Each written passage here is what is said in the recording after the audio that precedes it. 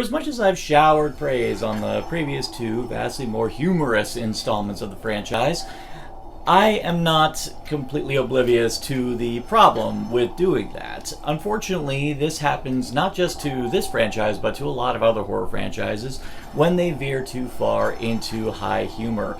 The problem is, with audiences, they tend to get somewhat fickle, and they also tend to have somewhat short-term memory loss when it comes to remembering why certain icons are icons of fear to begin with.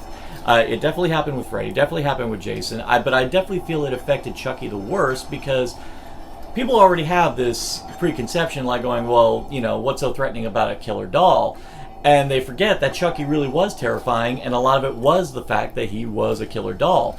And the first movie was so masterful in the way of making Chucky terrifying but problem was it veered so far into humor people forgot, and that is where Curse of Chucky is a massive success. It is a wonderful return to form for the franchise, directed by Don Mancini and written by him as well. And there's such a new playing field with this one because he introduces a new series of characters led by the incredible Fiona Dourif, the daughter of Brad Dourif, and she delivers an outstanding performance. And for an extra measure, Nika herself is a very unconventional horror heroine in terms of the fact that not only is she kind of a sheltered person, but she also is dealing with the fact that she also is in a wheelchair, which you don't really see very often in horror. And it's kind of great. And there's some incredible bits where they actually kind of play with that idea, and some of it's pretty grisly. But the movie on the whole does a great job of building tension. Audiences know how Chucky operates, but this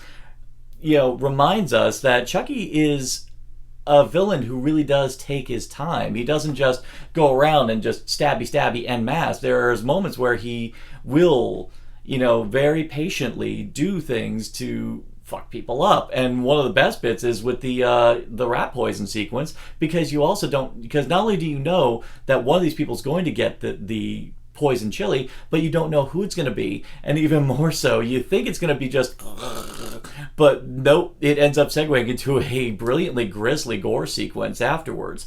But this one was an exceptional return to form, mainly with tone and mainly with the scare factor. It was a reminder that Chucky really could be a terrifying figure, and everyone's in top form. The filmmaking itself is exceptionally done. It actually has kind of a very strong gothic vibe, but it really did bring the series back to something of a former glory, because of course people forget that he can be quite threatening.